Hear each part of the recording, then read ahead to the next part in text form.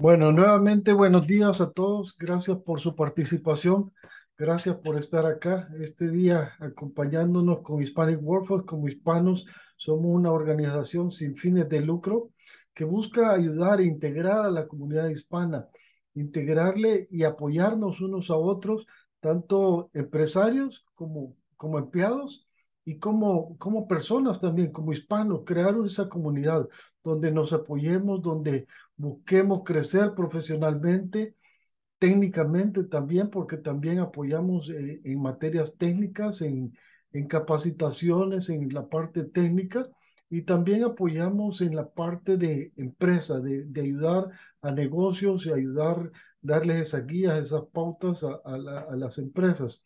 Entonces, este día vamos a hablar un tema muy importante y muy necesario, tanto a nivel personal como a nivel de empresas, que es lo que es la ciberseguridad. Estamos viendo que es tan importante que las naciones se están preocupando de eso, de una ciberdefensa. Están hablando todo el mundo. Entonces, y a veces creemos que es solo de las grandes compañías, pero no, nos involucra a todos como pequeños empresarios, como organizaciones sin fines de lucro, como personas, como cualquier persona, tengo que proteger mi información. Hemos entrado en lo que se llama la cuarta revolución industrial. Venimos de una primera revolución industrial que fue la era del vapor, después la segunda cuando vino el motor de combustión y la electricidad, la masificación. Luego viene la tercera revolución industrial cuando viene la digitalización y el internet y toda esta cosa. Y ahora es una inundación de información y masificación de esa información y en la cuarta revolución industrial, donde esa información está tan disponible y vienen todos los procesos de automatización, de Big Data, de inteligencia artificial y cómo lo manejan, cómo se procesa y entonces estamos en eso, queremos aprovechar esa tecnología, pero también tenemos que preocuparnos cómo protegernos también y qué amenazas son las que tenemos ahí. Entonces, para eso, como Hispanic Workforce, nos hemos preocupado de traer dos grandes expertos ahí con unas experiencias de más de 15 años de experiencia en la parte de ciberseguridad y de seguridad de la información. Pues le quiero presentar a Andrés Lemos. Andrés Lemos es nuestro líder, también nos apoya ahí como voluntario en Hispanic Workforce para ver lo que es estrategia digital.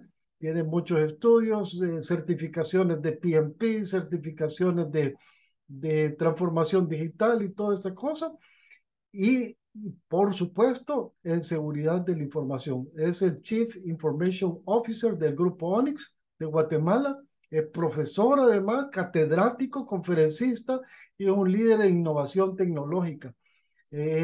Todo esto, como ya dije, enfocado en la transformación digital y basado en la planificación estratégica de las empresas para poder que vayan a la vanguardia, perdón, y en una era moderna e innovadora. Pues también tenemos al otro invitado, Carlos Ailos, desde El Salvador.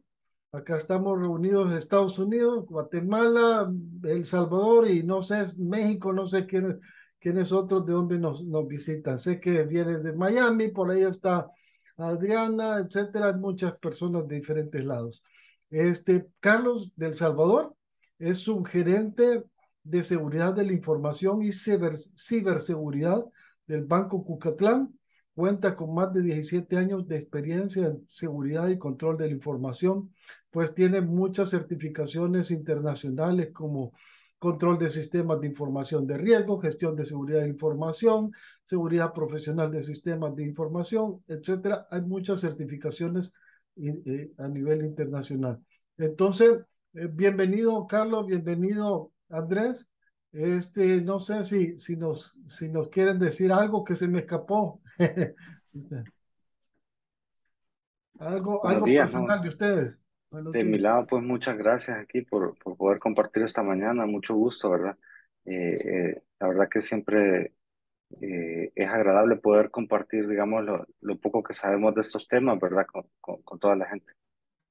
Gracias. No, gracias a ti, Carlos. Gracias por aceptar esa invitación. Y de mi lado, muchas gracias por la invitación también. Será un gusto compartir un poquito de la experiencia que ambos tenemos en la parte de seguridad y espero que por lo menos cada uno de los que estén escuchando este foro se lleven una o dos cosas que puedan aplicar de inmediato en su vida personal o en sus organizaciones en los aspectos de seguridad informática.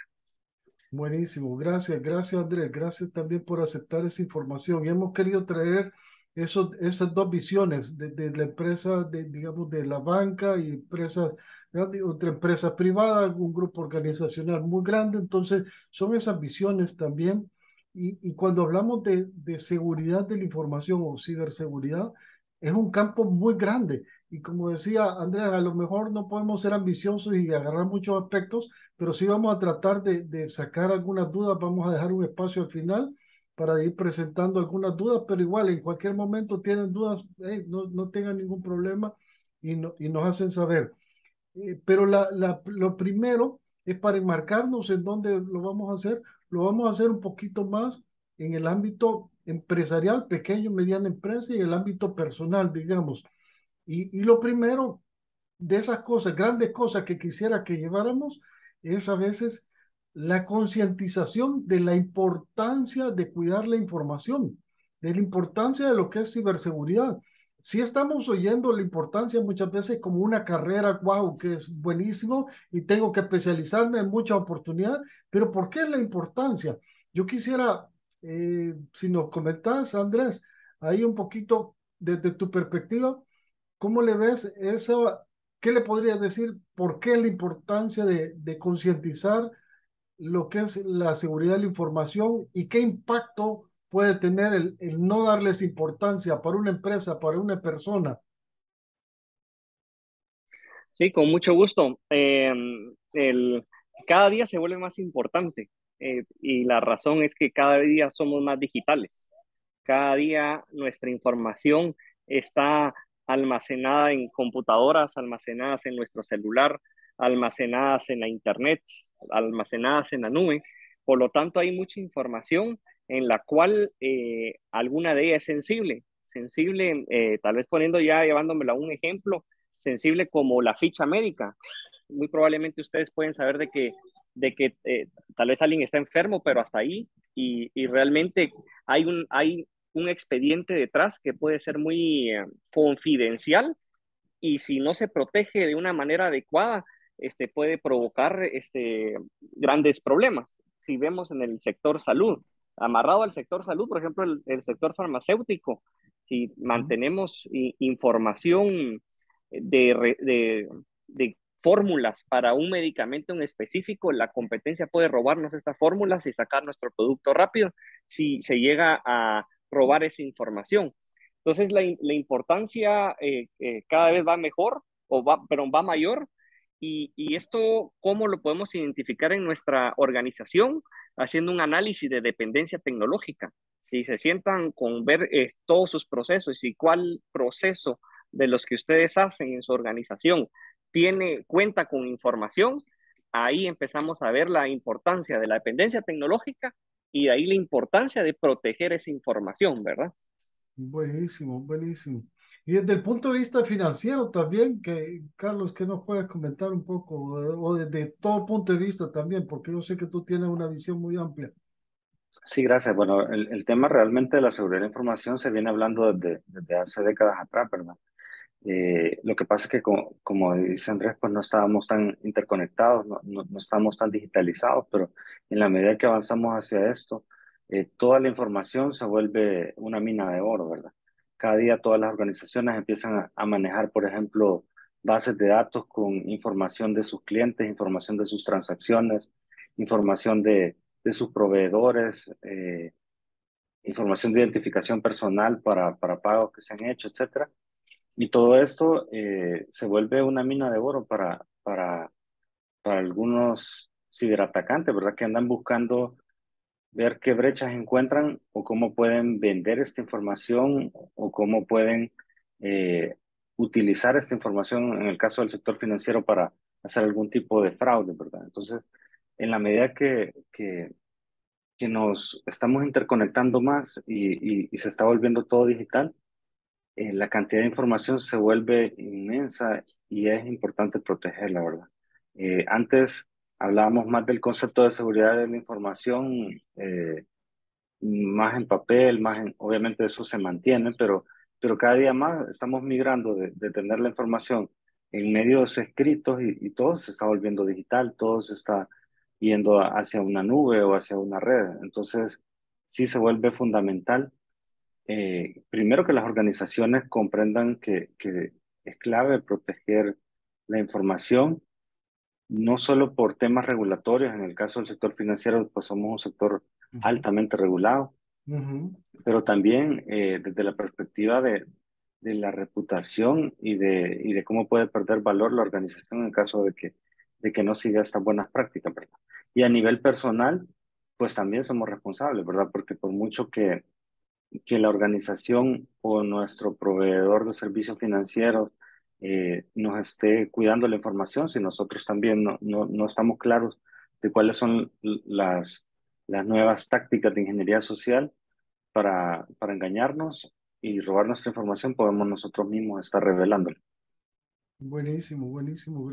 Gracias, Carlos. Me gusta lo que dice, la información es una mina de oro, precisamente porque a veces lo hemos oído a veces que, hey, qué bonita esta aplicación y es gratis y no sé qué, pero lo que está, y hay muchas aplicaciones hoy en día gratis, y donde dice el mismo Facebook y todo, pero donde dice el producto se vuelve uno, está subiendo fotos, está subiendo información, está subiendo dónde estás, dónde consumir, qué colegio vas, etcétera. Y entonces te dan todo eso, entre comillas, gratis, pero porque el producto ya se va volviendo uno, ¿verdad? Esa es esa mina de oro van detrás de esos, toda esa información que hay detrás, ¿sí? Entonces, sí, esa es la importancia y digamos el impacto de lo que puede ser si no cuidamos nosotros y no tenemos debidas o no tomamos las medidas debidas para cuidar esa información. Entonces, yo quisiera un poquito que nos comentara un poquito, Carlos, a ver si nos puedes comentar unas formas, precisamente tú estabas hablando de ingeniería social y todo, ¿qué formas pueden haber donde nos pueden robar esa información, ¿no? Robar nuestra información, o a veces la roban para fines de ellos de uso, a veces simplemente para dañarlas también, y ahí es donde vienen algunos conceptos de malware, no sé, tal vez tú nos puedes Sí, aclarar un poquito más. claro. Bueno, miren, el concepto, digamos, que más deberíamos de conocer todos y que se debería de volver algo tan conocido desde mi perspectiva para todas las personas, una palabra que debería ser tan común como decir Internet, debería ser phishing, porque, o sea, ahora el phishing, que viene de un término de inglés que es como pescar, ¿verdad? Pescar víctimas para robarles, para engañarles y robarles información. ¿Y cómo lo hacen? Bueno, pues nos envían normalmente correos o nos pueden mandar a través de WhatsApp algún tipo de mensaje haciéndose pasar Ujú, por una organización real o por una entidad conocida, para que nosotros creyendo que estamos en la entidad conocida, accedamos ahí, normalmente a un link que a veces nos sirve para, ya sea para pedirnos un usuario y una contraseña, que nosotros creyendo que estamos en la página correcta, la terminamos colocando, o si no, y también para descargar algún tipo de malware. Y el más peligroso que hoy en día nos está atacando es el ransomware, que también son términos que suenan un poco técnicos, pero que sí deberíamos de estar manejando porque ya se volvió común el tema y es el hecho de que el ransomware lo que hace es que secuestra nuestros datos cifrándolos y pide un rescate por ellos. Y es como que si nos quitara el acceso a nuestros propios datos, a nuestros propios servidores y computadoras y pide acceso a ellos. Entonces, pero todo esto está amarrado siempre al concepto principal que dije del phishing, ¿verdad? El phishing no es la única forma de entrada de este tipo de ataque de ransomware, pero sí es quizás la más común y la más fácil, ¿verdad? Entonces, de todo esto del phishing está englobado en un concepto que se llama ingeniería social, que no es más que el arte de engañar a otros para obtener algo, ¿verdad? Normalmente de forma fraudulenta. Entonces puede ser que tengamos también unos conceptos similares que pueden sonar un poco técnicos, pero es importante que los conozcan. Es el phishing, que viene de voice phishing.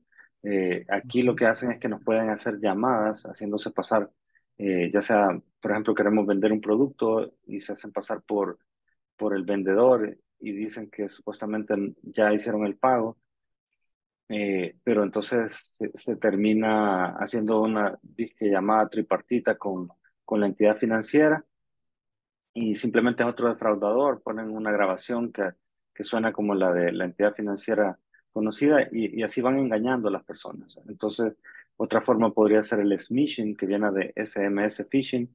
Nos envían un link a través de un mensajito de SMS y nos engañan también. Entonces, sí, están todas estas variantes, digamos, que todas tienen que ver con ingeniería social, pero si se fijan es el concepto más básico y es el de engañar a los demás, ¿verdad? Yo tuve una experiencia donde me robaron el celular mientras viajaba en vehículo y de repente me cayó 2 horas después un correo de phishing donde como el celular estaba bloqueado se hacían pasar por Apple, de Find My Phone, el sitio de iCloud y me enviaban un supuesto link para que yo pudiera ver la posición, geolocalizar mi teléfono móvil robado y realmente era el mismo que me lo había robado el que me lo estaba mandando para que yo le revelara las credenciales.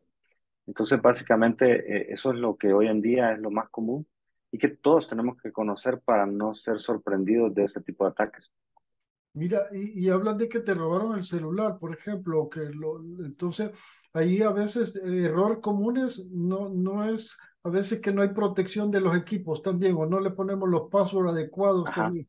Ese puede ser otro error común también de la Por gente, ¿no? supuesto, claro, sí hay que proteger porque ahora, o sea, de verdad a mí yo que trabajo en esto, pues me dio una gran paranoia el tema de que me hubieran robado el celular porque me puse a pensar toda la información que manejo en él, ¿verdad? Y si bien lo entregué bloqueado, me daba miedo que de alguna manera lograran romper ese bloqueo. Pero si yo hubiera caído en el mensajito del phishing que me mandaron por correo y hubiera puesto mi usuario y password, inmediatamente ellos lo hubieran desbloqueado teniendo las credenciales correctas y hubieran podido tener acceso a todo, hasta información de repente que guardamos en Google Maps de cuál es nuestro lugar de nuestra casa, ¿verdad? A veces la Ujú. ocupamos para el tráfico, cuánto tiempo para la casa, toda esa geolocalización y esa información tan grande que todos sabemos que manejamos en los teléfonos móviles es un gran riesgo si los andamos sin desbloqueo. Wow. Ujú. Andrés, ¿qué nos comentas al respecto tú desde el punto de vista de la empresa privada, por ejemplo? A veces podemos crear como director, digamos, en la parte de informática y tener todos los firewall posibles y todo, pero tal vez los empleados mismos no les hemos dado la debida concientización y pueden meter un virus a una empresa, así o algo así. ¿O qué errores ves desde esa perspectiva también? ¿O qué otros errores ves tú en una empresa que se pueden dar? Y tal vez si nos comentas ahí un poquito. Sí, claro. Voy a amarrar el tema que estaba exponiendo Carlos con el ejemplo que les puedo poner muy común en las organizaciones, es la Ajá, parte de los dispositivos móviles ajá, que nos dan en la organización e inclusive nuestros dispositivos personales. Hay un concepto que se llama BYOD, que es Bring Your Own Device, en ajá. donde en el propio dispositivo móvil personal de uno tiene las cosas de la organización, aplicaciones de la organización, correo de la organización y que sea correcto o no sea correcto, eso va a depender de la organización, la privacidad, etcétera. Ujú. Pero es muy común que tengamos todos en el dispositivo móvil algún tema de la organización. ¿Y qué es lo que sucede? Esos teléfonos personales ahora por la pandemia se vuelven en teléfonos familiares, en donde le presto el teléfono a mi hijo porque tiene que recibir una clase del colegio porque no tengo otro teléfono más para darle a él. O para que se entretenga a mi hijo, yo le dejo el teléfono mientras yo estoy cenando en una reunión con algunos familiares y el niño está viendo caricaturas. Y a veces por curiosidad los niños o inclusive nosotros los adultos empezamos a bajar aplicaciones y aplicaciones que hacen una u otra cosa. Y Ajá. muchas de las aplicaciones que descargamos son desarrolladas por propias personas que quieren hacer el mal. Basta con querer robar la información. Otros lo que hacen es que lo que le llaman keyloggers, que lo que hacen es de que lo que estoy escribiendo en el teclado de la computadora o del dispositivo móvil sea, sea lo que ellos captan y ya después ellos pueden hacer con ello lo que quieran, ¿verdad? Ujú. Entonces ese es uno de los otros errores que ahora está sucediendo en la parte móvil. Es de que estamos bajando aplicaciones y eso nos está poniendo más vulnerables los dispositivos. ¿Quién sabe de que alguno de los que estemos ahorita en esta reunión escuchando, hay alguien más que está escuchando porque bajó una aplicación que está escuchando las llamadas, escuchando las conversaciones, escuchando las reuniones, ¿verdad? Ajá. Entonces, ese es otro de los temas más comunes que suceden en la seguridad empresarial, es mezclar las cosas personales personales familiares con las cosas laborales, ¿verdad? Y ahí es donde podemos tener un impacto de fuga de información sensible.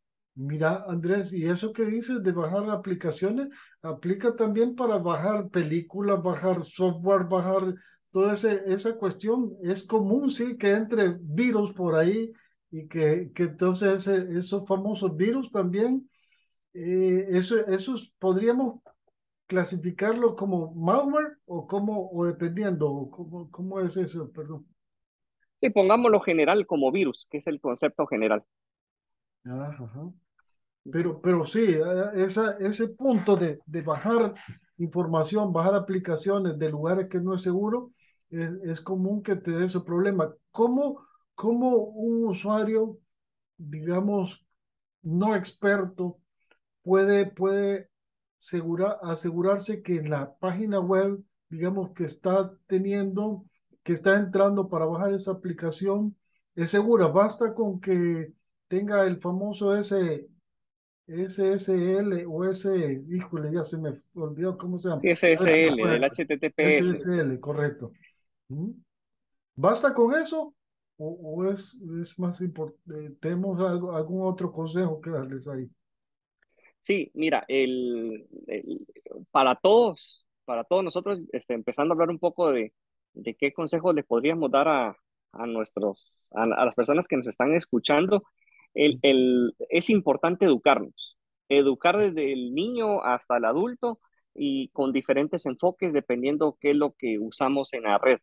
En el caso, por ejemplo, de personas que trabajan en banca, perdón, que trabajan con bancos, que consultan cuentas bancarias, que hacen pagos dentro de bancos, que estudiar eh, a- cosas que tengan relación a ello. Hay otro con temas de aplicaciones, etcétera. Eso es de manera general uno de los consejos principales que damos en la parte de seguridad y que trabajamos constantemente en las organizaciones, es en la concientización y ahora se está escuchando. Ya llevo 2 años trabajando ya no solo en concientización, sino que en educación. No solo es hacer charlas, foros, sino que también hacer como cursos o programas de capacitación para las personas. Entonces, el primer consejo es capacitarse, aprender. Ahora con los aspectos de seguridad, pues cualquiera puede comprar ahora un HTTPS, es la parte de seguridad. Es por Ujú. eso de que los bancos ya meten lo que le llamamos nosotros doble factor de autenticación, inclusive no solo para el tema de transacciones bancarias, sino que para muchas páginas que ya lo disponen, es el doble factor de autenticación. En inglés le llamamos multifactor authentication, ¿verdad? Ajá. En donde, por poner un ejemplo, en mis bancos, adicional a mi usuario y mi contraseña, cuando ya voy a hacer una transacción eh, monetaria de una cuenta a otra, me mandan un mensajito de texto o en la aplicación del banco me aparece un código que yo tengo que ingresar. Entonces, ese sería otro de los consejos, que no es suficiente con un HTTPS que estemos seguros, sino también el tema de si estas páginas en donde nos logueamos, como los bancos, tienen esas opciones de doble factor de autenticación, activarlos para saber que no solo tenemos usuario y contraseña, sino que también tenemos otro factor para comprobar que somos nosotros. Buenísimo, buenísimo. Gracias, Andrés. Sí, tal vez agregando sobre esa consulta, Enrique, fíjate que es una muy buena pregunta porque en realidad ese candadito lo único que te está asegurando es la comunicación que no sea interceptada en tránsito. Es decir, Ah, no puede haber un hacker que ataque el canal de comunicación, pero no, en ningún momento, bueno, y te está diciendo de que el que está del otro lado es quien dice ser, pero claro. si el que está del otro lado es quien dice ser, pero está suplantando, por ejemplo, una dirección en Internet que se parece a la del real, igual va a tener un certificado que dice que es, por ejemplo, que le agregó una S o una Y, que cambió algún carácter, puede que la URL se parezca, y ahí es donde entra el concepto que estábamos hablando antes del phishing, ¿verdad? Que sí puede tener el candadito, sí puede tener un nombre parecido, puede ser, por ejemplo, banco.xyz.com, ¿verdad? En realidad el dominio es XYZ y el que tiene el certificado es XYZ, ¿verdad? Entonces sí, sí es bien importante comprender de que ese candadito no va a estar ahí. Súper, súper valioso el aporte, Carlos. Sí, porque a veces lo que entiendo yo cuando te dan el phishing, te mandan un enlace y ese enlace cuando lo abres se ve muy, muy similar a la página y todo. Y como dices, un carácter tal vez tiene diferente en el URL y todo suena muy similar y entonces hasta puede ser con SSL y no es seguro todavía, ¿sí? Entonces de ahí tal Sí, vez como decía Andrés, la importancia del multifactor authentication. No sé, también creo que nos puedes hablar de lo que son los tokens famosos o hay otros niveles de protección como biométricos también, o no sé también qué otros sistemas de protección sí. puede Cuando se habla de multifactor authentication, realmente hay una gran cantidad de opciones, ¿verdad? Sin embargo, ha venido evolucionando. Por ejemplo, había bancos que usaban unas tarjetitas que eran como físicas, haber. eh, pero venían los cibercriminales y les tomaban fotos a veces, si tenían acceso a esta, ¿verdad? Eh, Ahora hablamos mucho del push token, es decir, salta en la aplicación de la banca en línea, de repente en el teléfono móvil, sin necesidad de ir por un canal que de repente es menos seguro, como puede ser el correo, pues porque todavía se logran a veces enviar segundos factores de autenticación por diferentes canales como el correo, pero si ya está comprometido el teléfono móvil y ya está comprometido el correo y llega por ese medio, pues obviamente el fraude se puede dar, ¿verdad? Entonces, sí ha ido evolucionando y de hecho ahora las instituciones pueden optar por tecnologías todavía más sofisticadas. Por ejemplo, hay otra que lo que hace es que se llama autenticación basada en riesgo y básicamente lo que hace es analizar al usuario si se está conectando desde el dispositivo que normalmente se conecta, si se está conectando desde el país que normalmente se conecta, si la velocidad con la que teclea la Wow. contraseña es la que normalmente es decir, para poder identificar que no sea un robot. Y así sucesivamente hay una serie de inteligencia artificial detrás de lo que están haciendo los usuarios que se conectan a las bancas en línea para poder determinar si esa autenticación tiene riesgo o no. Si la Wow. autenticación sale que tiene un riesgo, entonces le piden más factores de autenticación, que puede ser biométrico, puede ser un push token o otro tipo de dispositivo que sirva para identificar que realmente es la persona. Ah, sí, porque ese punto que comentas es súper importante, porque a veces, de hecho, cuando uno se conecta, por decirte en un Starbucks, Ujú. te conectas y te dice, ¿es un sitio seguro o no es seguro, o es público, etcétera? Porque entiendo que ahí hay otro riesgo enorme también donde pueden entrar cuando tú te estás conectando a través de una red internet que te dan gratis también, entre comillas, y es una red pública, ¿sí?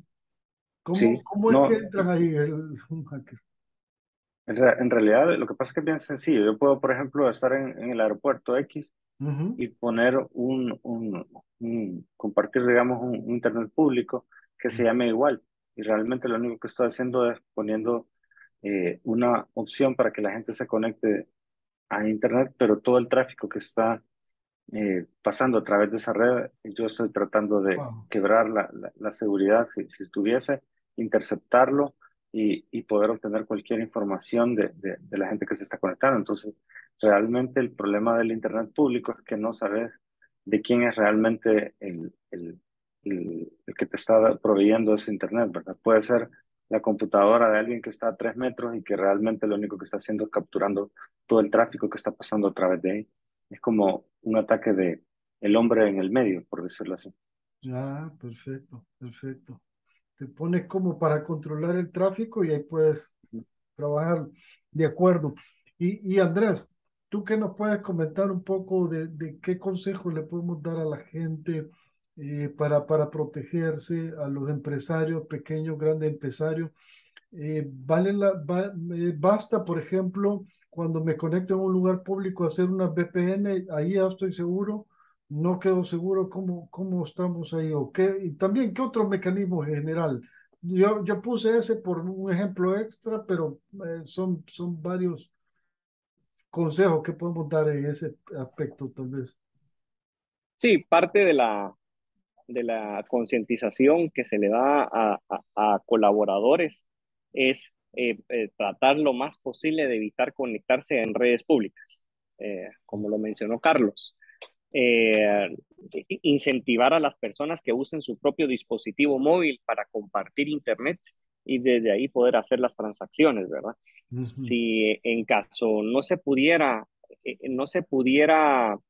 conectar con el dispositivo móvil, ya nos vamos al dispositivo como una laptop. Algunos controles que podríamos poner es el tema de un antivirus robusto en la cual pueda ayudarnos también a detectar páginas que sí son eh, algo extrañas.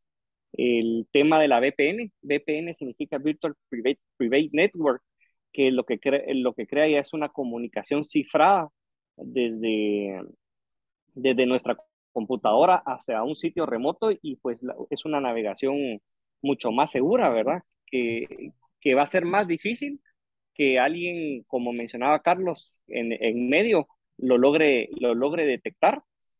Esas son los consejos que se me vienen, tratar de no usar para hacer transacciones bancarias o cosas así las redes públicas y utilizar el dispositivo móvil. Ok, ok.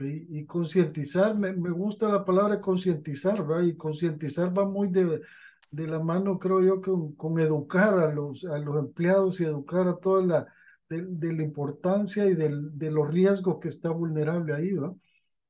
Creo que Sí, falta mucho de eso.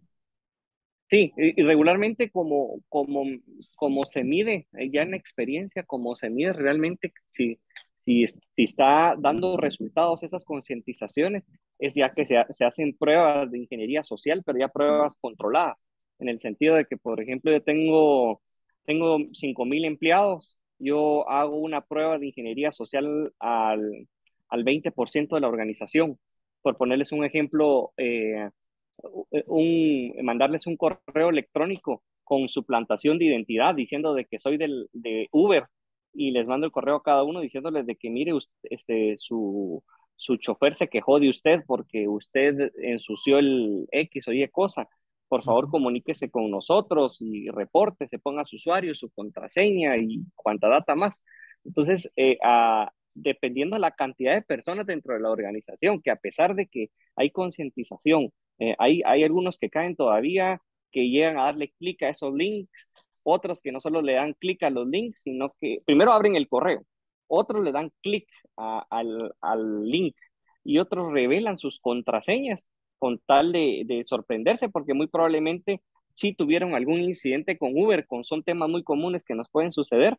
Tuvo un incidente con Uber, sí soy yo, y ya revelan su información y caen. Entonces, la forma de, del control es la parte de concientización y la forma de medirlo es haciendo esas pruebas a un porcentaje considerable de personas y en base a eso ver cuántas personas llegan a caer y ahí pues hacer los ajustes necesarios para el próximo ciclo de concientización, hacer mejoras o enfocarse en esos colaboradores que siguen cayendo a pesar de ello, ¿verdad? Ujú, ujú. Gracias, Andrés, gracias. Carlos, ¿qué nos puedes comentar también? ¿Qué consejos les puedes dar? Sobre todo también me gustaría, si podemos hablarles a aquellos pequeños empresarios que pues tal vez no llegan a ese nivel de 5.000 empleados que nos decía Andrés, tienen 2, 3, 4 empleados y dice, ah, no importa si no tengo más nada que perder, no hay mucho acá. eh, y creo que sí vale la pena hablar y dar un poquito de consejos también a los pequeños y medianos empresarios o a los micro también, micro, pequeños y Sí, medianos empresarios. no, la verdad que todos estos temas nos aplican a todos, ¿verdad? Creo que la información de cada uno de nosotros es valiosa, ¿verdad? Independientemente del tamaño. Y ya no se diga si es una empresa. Entonces, por muy pequeña que sea o mediana, sí creo que vale la pena invertir en algunas tecnologías que ya tienen años de estar, pero que han venido evolucionando también para contrarrestar de una mejor manera este tipo de ataques, como son los antivirus de última generación, ¿verdad? Sí vale la pena invertir en eso, sí vale la pena totalmente que no se nos olvide de no usar software que sea, eh, digamos, no licenciado, ¿verdad? Porque Ujú. realmente Es un, eso es un un gran punto de vulnerabilidad, ¿verdad? Entonces sí y tenemos de que volador tener de claro para- que tenemos que tener. pero es que está bien que Perdón, Carlos, te puse mute queriendo poner mute ahí. Si puedes quitar mute. Sí, perdón. Sí, lo que les decía era que la importancia de tener el software licenciado es poderlo actualizar. Fíjense que creo que fue en el 2017, si no me falla la memoria, uno de los ciberataques más grandes a escala mundial nunca antes vista se llamó WannaCry. Era siempre un tipo de ransomware que infectó, creo que empezó en Reino Unido, infectando un hospital, se propagó rápidamente y la solución de esto era tan simple como haber tenido instalado todos los parches de mi sistema operativo. El fabricante del sistema operativo había liberado el parche hacía meses atrás. Sin embargo, increíble, pero muchas organizaciones no tienen esta cultura de actualizar, de las actualizaciones de seguridad. Y bueno, de hecho, yo lo he comprobado a nivel personal. A veces le pregunto a miembros de mi familia, ¿ya actualizaste la última, qué sé yo, el iPhone, lo que sea? Y no, tengo 5 años de no actualizarlo. No le he habilitado esa opción. Entonces, eso no hay conciencia, lo que hablamos de concientización. Ujú. Recordemos que el software no es perfecto, entonces siempre el fabricante está creando, por eso se llama parche, porque tiene pequeños hoyitos que se van detectando y ellos mismos nos están dando las soluciones para taparlos, pero si nosotros los vamos dejando descubiertos, esto se vuelve un riesgo para nosotros. Entonces, las pequeñas organizaciones también tienen que, desde que empiezan, porque creo que todos empezamos en una organización con el fin de crecer, ¿verdad? Ujú. Entonces, ir creando estas culturas de conciencia sobre el tema de instalar el software de seguridad básico al menos, de tener un firewall básico al menos, dependiendo del tamaño. Obviamente, si la organización es más grande, pues podemos hablar de muchas más inversiones que pueden ser hasta millonarias en temas de ciberseguridad, pero lógicamente el control siempre es costo-beneficio, ¿verdad? No voy a poner un control que sea más costoso del activo que quiero proteger, ¿verdad? De Pero acuerdo. básicamente ir teniendo ese equilibrio y digamos, lo más primordial es que la junta directiva, es que los accionistas, es que la alta gerencia esté comprometida con este tema, porque realmente va a crecer más eh, en el futuro, pues el nivel de ciberataques eh, ha estado creciendo exponencialmente en la medida que nos estamos digitalizando. Entonces, creo que ninguna empresa, independientemente de su tamaño, independientemente de su sector, debería de tener claro que la reputación y los datos de sus clientes y los datos de sus activos de información tienen que cuidarlos adecuadamente a Bu- través de esto, ¿verdad? Buenísimo, Carlos. Y ahora que hablabas de los parches y las actualizaciones, quiero comentar algo y tal vez lo profundizas. Mucha gente a veces, o empresarios pequeños también, y empresas ya medianas o grandes, creen que cuando pasan sus servidores a la nube, su información a la nube, ya como les hacen las actualizaciones automáticas y un montón de cosas, ya están seguros. y creo que todavía ahí hay una puerta y claro, cuando tú estudias un poquito de cloud computing, te das cuenta que es una seguridad compartida, ¿sí? Y entonces que hasta dónde llega la responsabilidad de uno y otro. Entonces, a veces puede ser un error grande. No sé si nos quisieras comentar ahí al respecto. Sí, no, totalmente. Eso es un error grandísimo. Primero, entender el tema de la responsabilidad compartida, y eso aplica en todo, o sea, aplica desde el cloud computing o mi relación con un tercero, ¿verdad? O con un proveedor de servicios financieros. Eh, ¿Qué significa la responsabilidad compartida? Bueno, que Amazon, por ejemplo, en este caso, por poner un ejemplo de una nube, solo se va a hacer cargo de la parte que les compete a ellos, que es asegurar su infraestructura de data center, asegurar que llegue la electricidad, asegurar todo lo que les compete a ellos. Pero si me venden infraestructura como servicio, significa que me dan las llaves es como que me alquilaran una casa, me dan las llaves para que yo eh, la administre, pero si yo la dejo sin llave, Ujú. y si yo dejo las ventanas abiertas durante la noche, también es mi responsabilidad, ¿verdad? Entonces, ese es básicamente el concepto, que yo también tengo que tomar acciones que aseguren la nube. Y eso incluye también temas como, en la medida de lo posible, segregación de funciones, ¿verdad? Dentro del personal que administra la nube, que de repente no ocupen las cuentas genéricas. Una de las peores prácticas que tienen las organizaciones cuando son muy pequeñas es que usan sus credenciales de administrador que no están asociadas a nadie y se las comparten entre los administradores, por ejemplo, de los servidores en la nube. Entonces, eso lógicamente crea un riesgo. Si alguien comete un error, imaginémonos que no es algo malicioso, no vamos a poder saber quién fue, porque si más de una persona lo está ocupando, ¿cuál de todos habrá Ujú. sido? Entonces, digamos, varios conceptos de seguridad de la información que mi recomendación es que también se apliquen, ¿verdad? Desde que empieza a crecer la empresa, ¿verdad?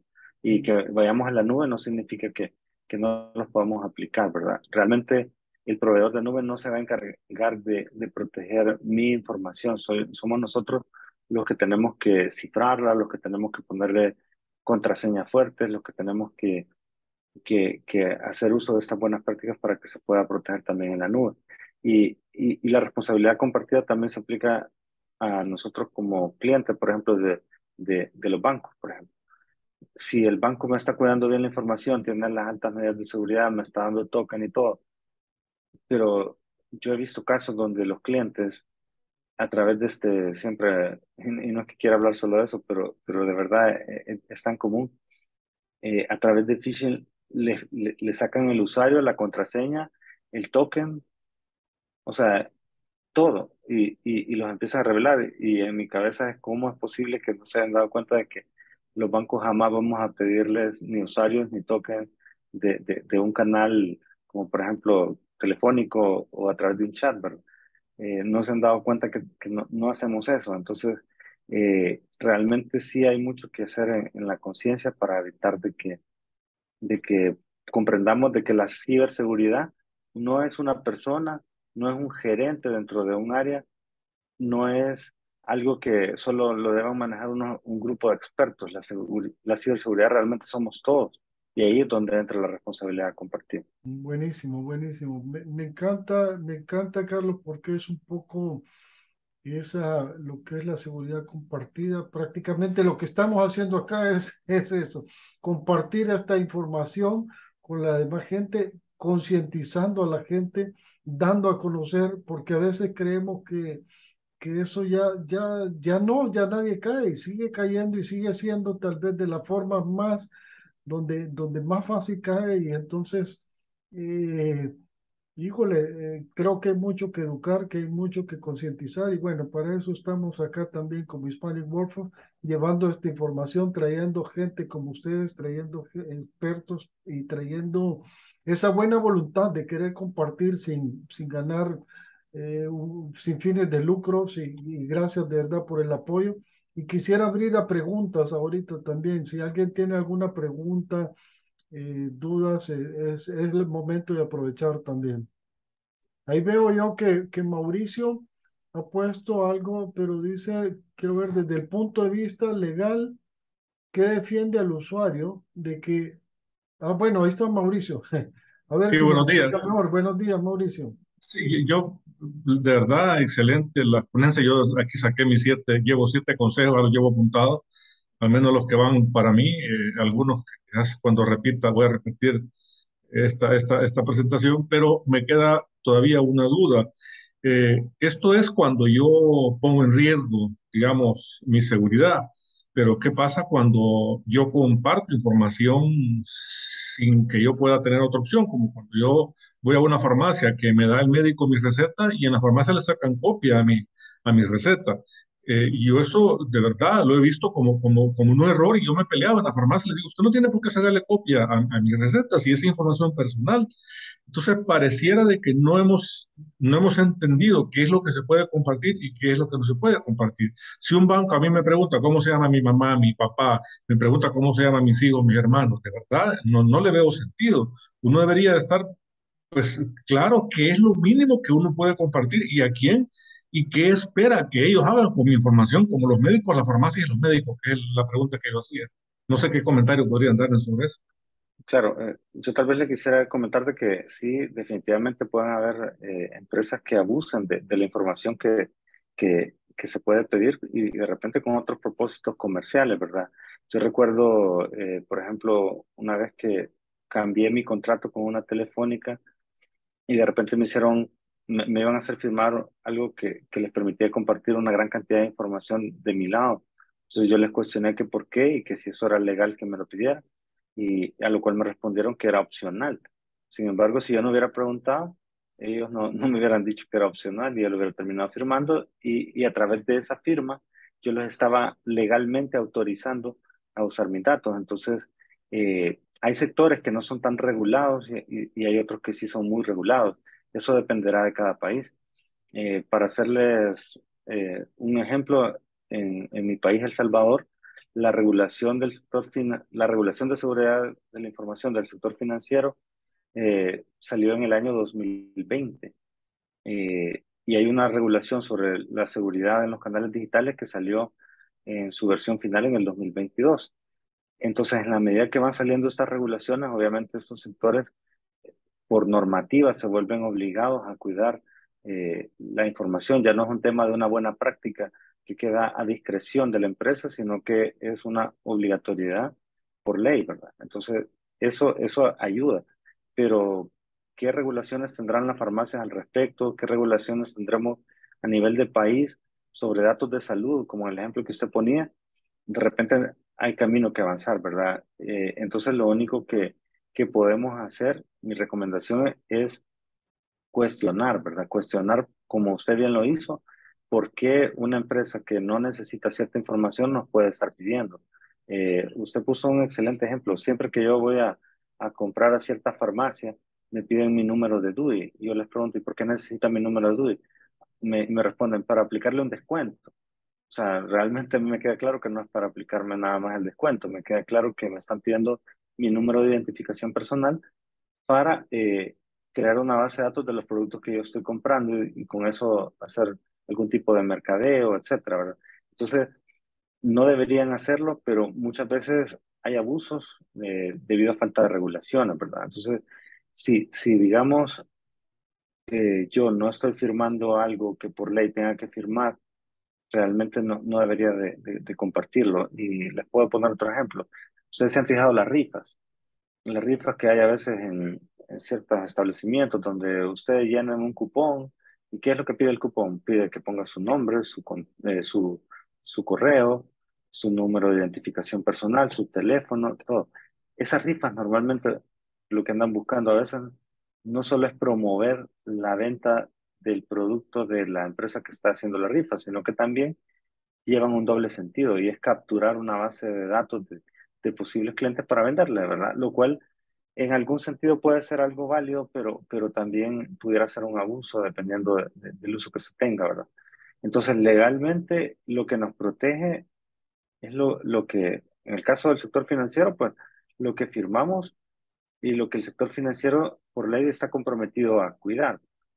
y si el sector financiero falla en eso, debería responder eh, devolviendo el dinero de un fraude, etcétera, ¿verdad? Y eso está establecido en las normas, al menos de mi país. Sin Ujú. embargo, ¿qué pasará en otros países? Realmente, ¿qué pasará en toda Latinoamérica? ¿Qué países están más avanzados y menos avanzados en estas normas? ¿Qué sectores están más avanzados en estas normativas? Muchas veces las empresas empiezan a actuar hasta que les ponen las normas, ¿verdad? Lamentablemente. No es que lleven las buenas prácticas porque sí. Entonces, sí tenemos esa desventaja como usuarios y debemos estar muy atentos a eso. Buenísimo. No sé Gracias, si respondí su pregunta. Mauricio, estamos. Sí, muchas gracias. De verdad que quería tocar el tema y pues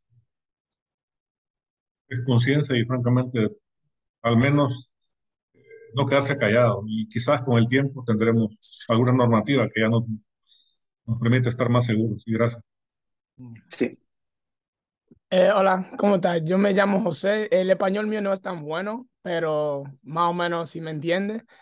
Yo trabajo por una compañía que se llama On Backup y me gustó mucho de lo que mencionaron, especialmente con el modelo de responsabilidad, que eso es algo muy grande que mucha gente no se reconoce, que ellos tienen parte de la responsabilidad de sus datos y metadatos, especialmente en Salesforce, Dynamics y ServiceNow.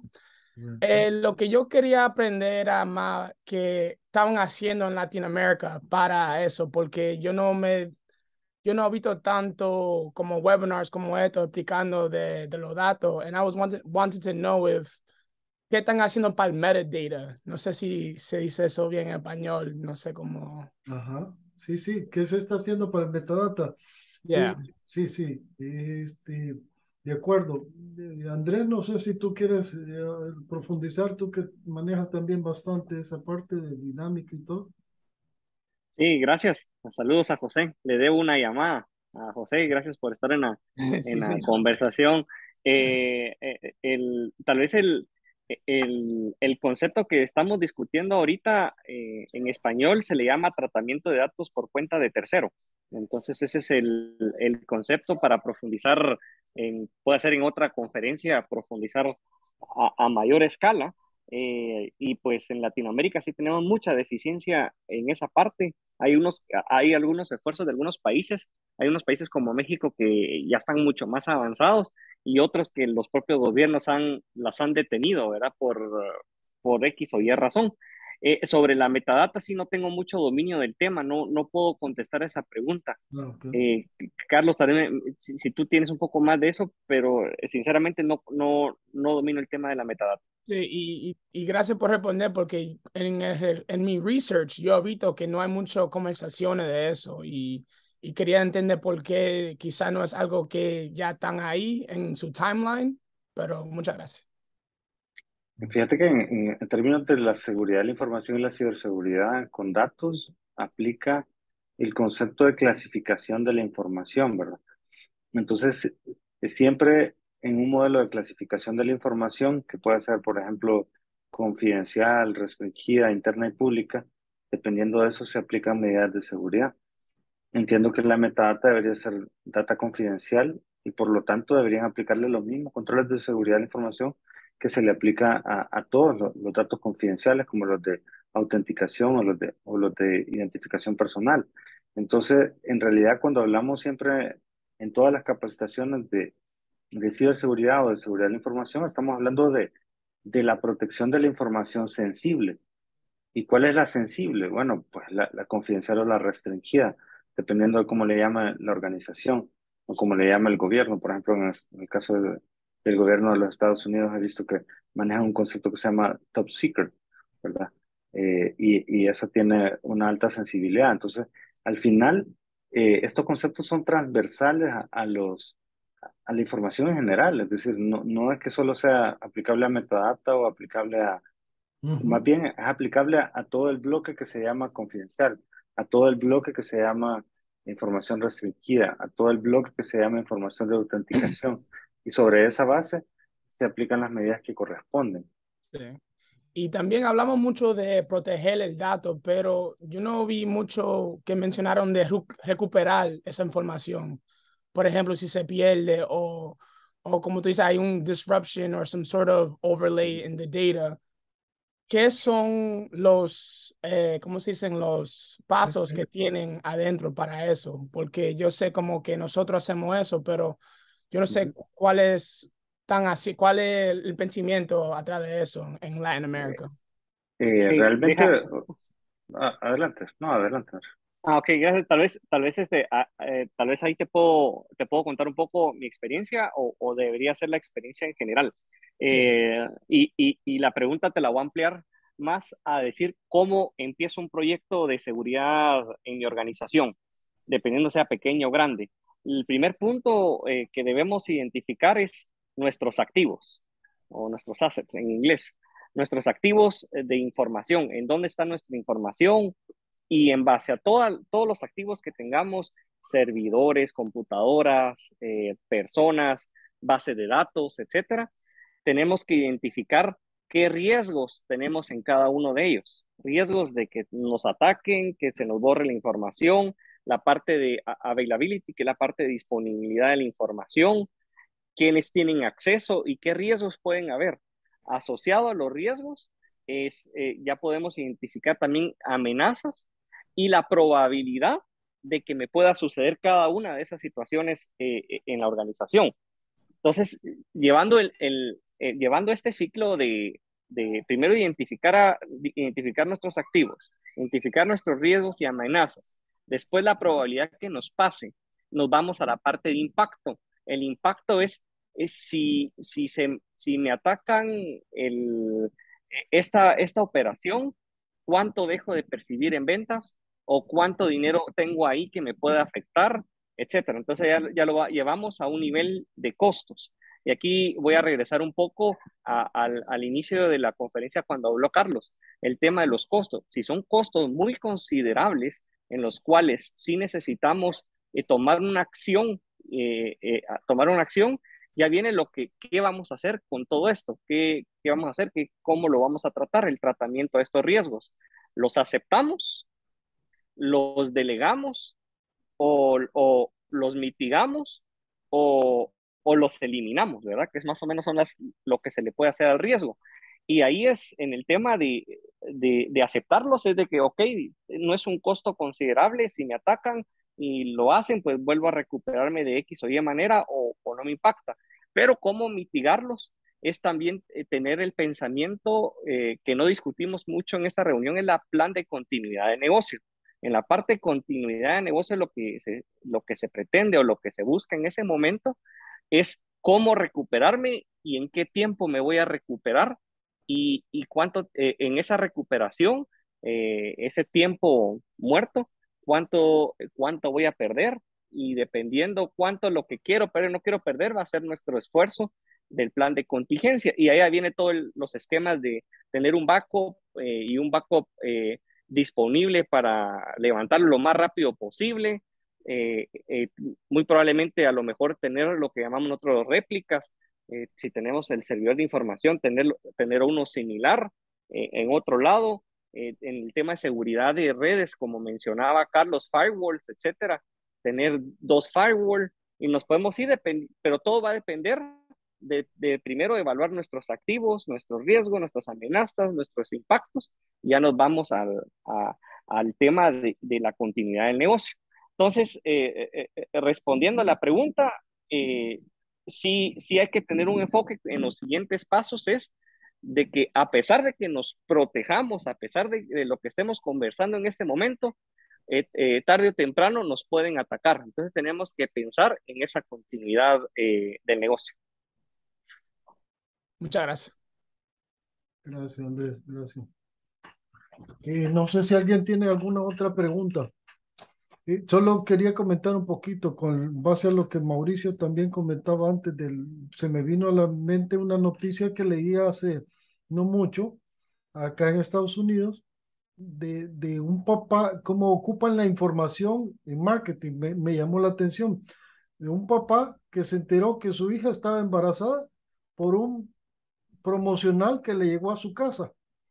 porque la hija comenzó a ver y a explorar, creo que era en Target, en un supermercado de los Target, comenzó a explorar y ver productos para embarazo y no sé qué, y entonces llegaron y le mandaron promocionar para su hijo, y entonces se queda como, y dirigido para la hija. Entonces, es de esas noticias que impacta a veces cómo tanta información que estamos dando, como decía Carlos, con un DUI sabe qué medicinas estamos comprando, qué productos, qué enfermedades adolecemos, tal vez no son nuestros médicos, pero a veces saben tanto o más que quizás que los médicos por toda esa información que procesan y que procesan ya con inteligencia artificial y va dirigido ahí la publicidad. Entonces, ese es el mundo que vivimos hoy en día y por eso la importancia de cuidar toda esa información. No sé si alguien tiene alguna otra pregunta, algún otro comentario. Fíjate, no sé si puedo, la última pregunta, Sí, Mauricio, Enrique. claro que sí. No hablamos de algo que me imagino ha de ser más frecuente en otros países, no en Latinoamérica, pero toda esa información que nos guardan las telefónicas. Estaba leyendo que en Europa, por ley, deben de mantenerla al menos por 6 meses y máximo 2 años. Esa información en el pasado, pues, aunque es legal, pero no se podía procesar. Con el aparecimiento ahora de la Big Data, de hay expertos que le pueden poner toda esa información en una página, se han dado cuenta, al menos un caso que yo leí por cuestiones de trabajo que pasó en Alemania, donde le analizan toda esa información a una persona y en verdad le conocen día a día dónde estuvieron ubicados. La parte telefónica quizás sea un punto aparte, quizás en otra llamada, pero nosotros no estamos conscientes de que estamos dejando rastro por donde nos movemos y yo tengo una convicción de que hay que portarse bien por conveniencia, porque dentro de poco no se va a poder portar mal, porque hay tanta forma de controlarnos y hay tanta forma y que nosotros no colaboramos también porque hacemos las cosas eh, mal. Termino diciendo de que no sé si habrán leyes en Latinoamérica que obliguen a esas compañías a guardar la información, y digo guardar porque también en manos de desconocidos sería otro riesgo para todos los que tenemos un teléfono. Sí, fíjese que eso nos lleva nuevamente al tema de las regulaciones. O sea, realmente sí las compañías están siendo reactivas, me parece, al tema de cuidar la información mucho por las regulaciones. En Europa creo que es el lugar del mundo donde se encuentra un poco más avanzada la regulación. Salió una que se llama GDPR, que es una política enfocada en la privacidad de los datos de las personas y que le pone una serie de requisitos bien altos a las compañías que están haciendo este uso de la Big Data y de toda esta información. Y, y ahí es donde usted puede pedirles que le den por ley un registro de cuál es toda la información que ellos contienen, ¿verdad? Entonces, en la medida que van avanzando estas regulaciones en pro de la protección de la información personal, creo que vamos a ir estando mejor protegidos sobre este tema para que el uso que se haga de esta información sea lo más legal posible, ¿verdad? Porque en algunos casos sí ayuda esta información. Hemos visto en mi país muchos casos donde dieron con asesinatos o con alguien que había hecho algo malo gracias al rastro que va dejando por las torres de telefonía móvil, ¿verdad? Pero, ¿qué pasa si esa información es usada en contra de las personas, ¿verdad? Sí, sí creo que hay mucho que se puede avanzar en las regulaciones, pero lógicamente ahí depende nuevamente de cada país. Gracias, Carlos. Y solo para ahondar un poquito, realmente yo creo que estamos en un momento de la historia de la humanidad donde la tecnología avanza a pasos tan agigantados que las regulaciones y toda la cultura no alcanza ese ritmo y va detrás y va cayendo ahí un poquito Y esa es la idea de este programa, de traer esa conciencia más a la gente, a los usuarios, a las empresas y a los países también, que hay mucho trabajo que ir haciendo. Hay que ir detrás con todo ese proceso, ¿sí? José, ¿tenías otra pregunta? ¿Comentario? Sí, tenía uno, pero no está bien. Era del GDPR compliance, pero ya yo me lo respondí yo mismo. Ok, ok, buenísimo. Entonces, bueno, no sé si hay alguna otra pregunta, si no, me gustaría también unas últimas palabras para cerrar el de Andrés y luego de Carlos. Ok, me llevo algunas conclusiones de la conversación de hoy, como para remarcar. La primera, la concientización a los colaboradores, en la familia, y a los propios dueños de las organizaciones.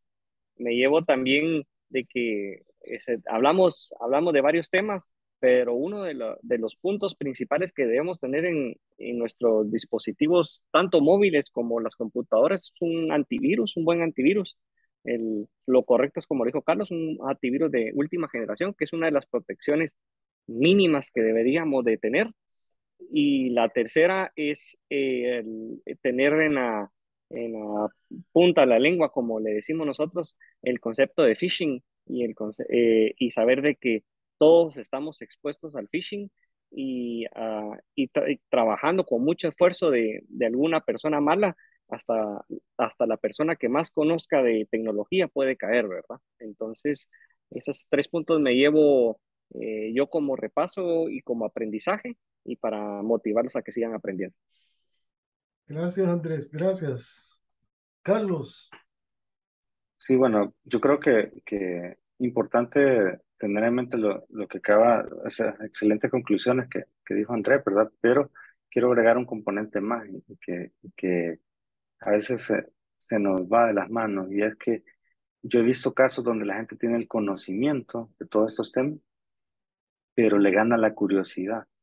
La curiosidad nos juega en contra. O sea, llega un link, pero queremos ver qué es lo que hace. Queremos ver si ese Uber que claramente yo no he pedido, pero posiblemente veamos qué sucede.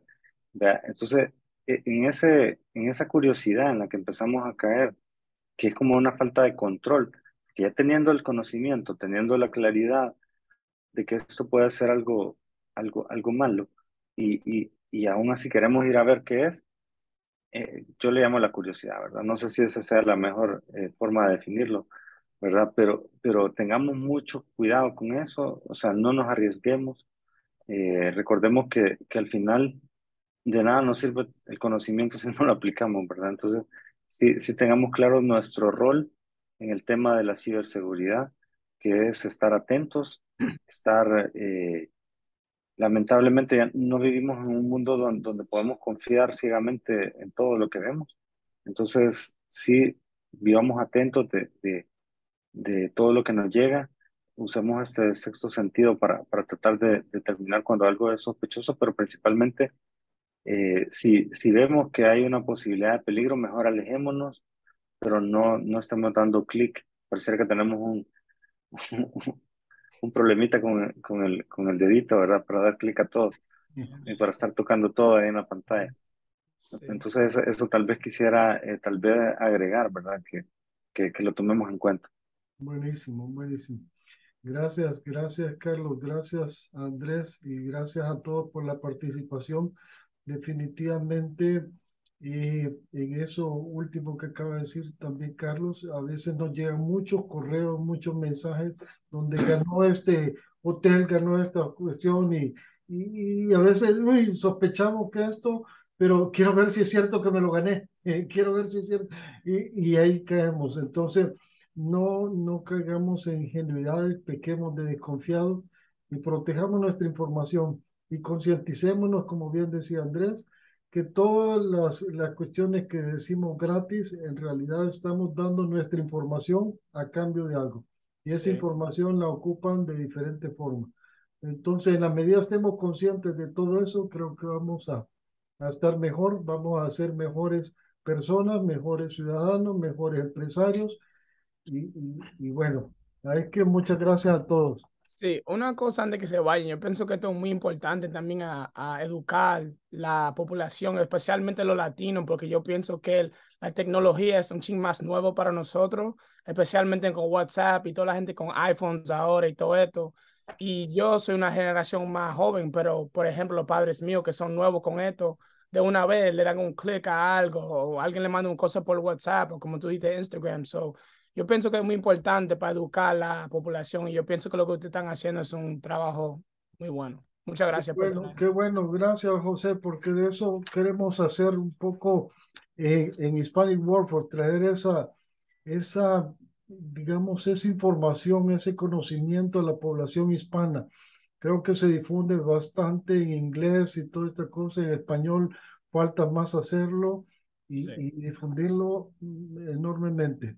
Hay mucho que hacer y en toda la tecnología. Por ahí vamos a estar trayendo próximamente también unos cursos de Power BI para desarrollarnos, para entrar en esta cuarta revolución industrial con todo como hispano. Es que le echamos mucha gana a los hispanos, hay que echarle mucha cabeza también y seguirnos preparando. Sí, señor. Gracias y buen día. Tengan buen día. Bueno, cuídese. Gracias. Gracias, buen día, muchas gracias. Gracias. Adiós, gracias, buen día. Gracias, buen día. Chao, bye.